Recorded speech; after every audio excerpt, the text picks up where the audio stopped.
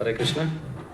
So ಈ ದಿನದ ವೈಷ್ಣವ ಸದಾಚಾರದ ಒಂದು ವಿಷಯ ನಮ್ಮ ಪರ್ಸ್ನಲ್ ಹ್ಯಾಬಿಟ್ಸ್ ಮತ್ತು ಹೈಜೀನ್, ಅಂದರೆ ನಮ್ಮ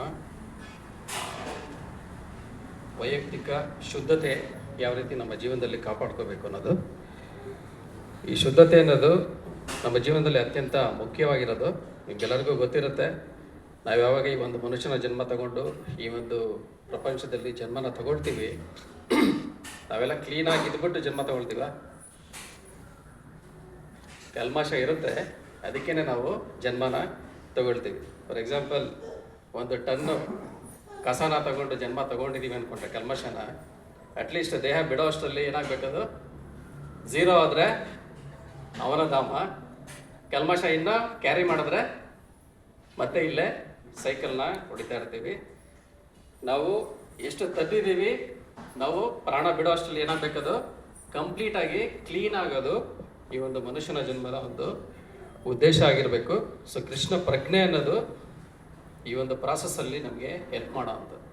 ನಾವು ತಂದಿರೋಂಥ ಎಲ್ಲ ಕಲ್ಮಶನ ಸಂಪೂರ್ಣವಾಗಿ ಶುದ್ಧಿ ಮಾಡಿಕೊಂಡು ಭಗವಂತನ ಧಾಮಕ್ಕೆ ಹೋಗುವಂಥದ್ದು. ಸೊ ಕೃಷ್ಣ ಪ್ರಜ್ಞೆ ಅನ್ನೋದು ಭಾನುವಾರ ಒಂದು ದಿನ ಬಂದು ಮಾಡೋ ಅಂಥದ್ದು ಅಲ್ಲ, ಯಾವುದೋ ಒಂದು ಉತ್ಸವದಲ್ಲಿ ಬಂದು ಭಾಗವಹಿಸಿ ನನ್ನ ಜೀವನ ನಾನು ಏನಿದೆಯೋ ಅದನ್ನೇ ಮಾಡ್ತೀನಿ ಅನ್ನೋದು ಅಲ್ಲ. ಇದು ಕೃಷ್ಣ ಪ್ರಜ್ಞೆ ಅನ್ನೋದೇ ಒಂದು ಜೀವನ ಮಾಡುವಂಥ ಒಂದು ರೀತಿ ಇದು. ಸೊ ನಮ್ಮ ಜೀವನದಲ್ಲಿ ಯಾವ ರೀತಿ ನಾವು ಶುದ್ಧತೆನ ಅಳವಡಿಸ್ಕೋಬೇಕು ಅನ್ನೋದಕ್ಕೆ ಸೊ ವೈಷ್ಣವ ಸದಾಚಾರದಲ್ಲಿ ಒಂದು ದೈಹಿಕ ಶುದ್ಧತೆ, ಇನ್ನೊಂದು ಮಾನಸಿಕ ಶುದ್ಧತೆ ಇದೆ. ಸೊ ದೈಹಿಕ ಶುದ್ಧತೆಯಲ್ಲಿ ನಾವು ಕೆಲವೊಂದು ಅಭ್ಯಾಸಗಳನ್ನು ನಮ್ಮ ಜೀವನದಲ್ಲಿ ಅಳವಡಿಸ್ಕೋಬೇಕು. ಅದರಿಂದ ಏನಾಗುತ್ತೆ, ನಮಗೆ ಶುದ್ಧತೆ ಅನ್ನೋದು ಬರುತ್ತೆ, ತಾನಾಗಿ ಅದು ಬರುತ್ತೆ.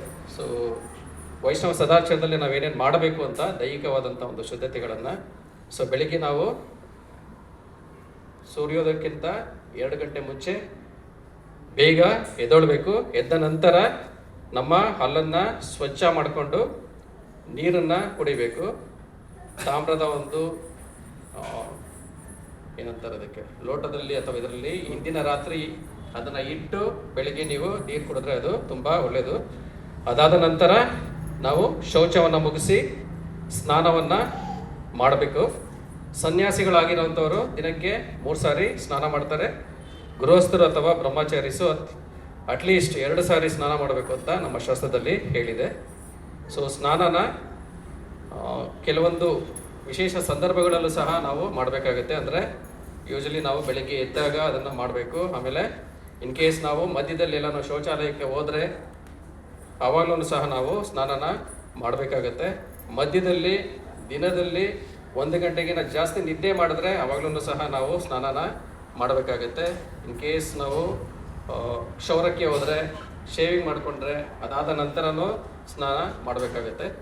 ಸೊ ಸ್ನಾನ ಮಾಡಿದ ನಂತರ ನಾವು ಪ್ರಿಫರಬಲಿ ಫ್ರೆಶ್ ಕ್ಲೋತ್ಸ್ನೇ ನಾವು ವೇರ್ ಮಾಡಬೇಕಾದ್ರೆ ಶುದ್ಧವಾದಂಥ ಬಟ್ಟೆನ ನಾವು ಹಾಕೋಬೇಕು. ಹಿಂದಿನ ದಿನ ಇಟ್ಟಿರೋದನ್ನೇ ಹಾಕೊಡೋದಲ್ಲ, ಶುದ್ಧವಾದಂಥ ಒಂದು ಬಟ್ಟೆನ ನಾವು ಹಾಕೋಬೇಕು. ಅದಾದ ನಂತರ ಶೌಚಾಲಯಕ್ಕೆ ನಾವು ಯೂರಿನೇಟ್ ಮಾಡಿದ ನಂತರ ಏನು ಮಾಡಬೇಕು, ನಮ್ಮ ಕೈ ಮತ್ತು ಬಾಯನ್ನು ತೊಳ್ಕೋಬೇಕು. ಯಾವಾಗಲೂ ನಮ್ಮ ಉಗುರುಗಳೇನಿರುತ್ತೆ ಅದನ್ನು ಕಟ್ ಮಾಡಿ ಶುದ್ಧವಾಗಿ ನಾವು ಇಟ್ಕೋಬೇಕು. ಯಾಕೆ ಹೇಳಿ, ಅದನ್ನೇ ನೀವು ಬಾಯಿಗೂ ಸಹ ಇಟ್ಕೊಳ್ತೀರ ಪ್ರಸಾದ ತಿನ್ಬೇಕಾದ್ರೆ. ಸೊ ಅದಕ್ಕೋಸ್ಕರ ಶುದ್ಧವಾಗಿ ಅದನ್ನು ನಾವು ಇಟ್ಕೋಬೇಕು.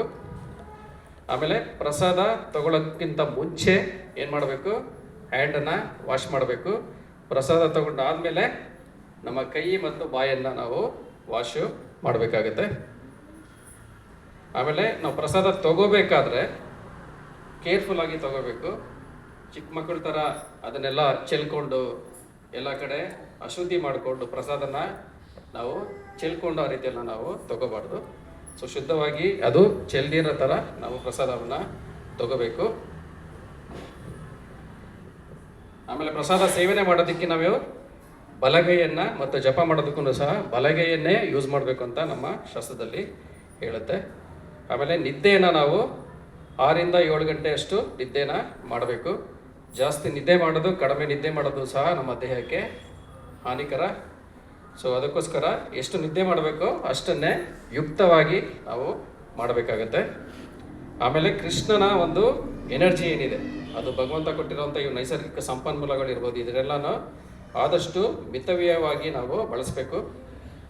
ಆಮೇಲೆ ಭಗವಂತನ ಒಂದು ಐಶ್ವರ್ಯ ಏನಿದೆ, ನಮಗೆ ಏನು ಬರುತ್ತೆ ಅದನ್ನು ಸಹ ನಾವು ಎಕ್ಸ್ಪೆನ್ಸ್ ಮಾಡೋದನ್ನು ನಾವು ಸರಿಯಾಗಿಯೇ ಮಿತವ್ಯಯವಾಗಿ ನಾವು ಅದನ್ನು ಕೇರ್ಫುಲ್ಲಾಗಿ ಮಾಡಬೇಕಾಗತ್ತೆ. ಆಮೇಲೆ ಯಾವುದನ್ನು ಸಾಕು ಪ್ರಾಣಿಗಳನ್ನು ಇಟ್ಕೊಳ್ಳೋದನ್ನು ನಾವು ಅವಾಯ್ಡ್ ಮಾಡಬೇಕು. ಸೊ ಇಷ್ಟು ದೈಹಿಕವಾಗಿ. ಮಾನಸಿಕವಾಗಿ ಅಂದರೆ ಪ್ರತಿದಿನ ನಾವು ಭಗವಂತನ ಜಪವನ್ನು ಪ್ರತಿನಿತ್ಯ ನಾವು ಮಾಡಬೇಕು. ಪ್ರತಿನಿತ್ಯ ಶಾಸ್ತ್ರಗಳನ್ನು ಅಧ್ಯಯನ ಮಾಡಬೇಕು. ನಿಮಗೆಲ್ಲರಿಗೂ ತಿಳಿದಿರೋ ಹಾಗೆ ಇಲ್ಲಿ ಪ್ರಭುಪಾದರು ನಮಗೆ ಅನೇಕ ಪುಸ್ತಕಗಳನ್ನು ಬರೆದು ಕೊಟ್ಟಿದ್ದಾರೆ, ನಮಗೆ ಸುಲಭವಾಗಿ ಅರ್ಥ ಆಗೋ ಥರ. ಸೊ BBT ಕೌಂಟ್ರು ಇದೆ, ದಯವಿಟ್ಟು ಎಲ್ಲರೂ ಒಂದೊಂದು ಪುಸ್ತಕಗಳನ್ನು ತಗೊಳ್ಳಿ, ಹೊಸ ಹೊಸ ವಿಷಯಗಳನ್ನು, ಹೊಸ ಹೊಸ ಬುಕ್ಕುಗಳನ್ನು ಪ್ರತಿದಿನ ಓದ್ತಾ ಇರಿ. ಅವಾಗ ಏನಾಗುತ್ತೆ, ನಮ್ಮ ನೀರು ನಿಂತ ನೀರಿನಾಗಿ ಕೊಳೆಯಲ್ಲ, ಅದು ಹರಿಯೋ ನೀರಿನ ಥರ ಸಮುದ್ರನ ಸೇರುತ್ತೆ.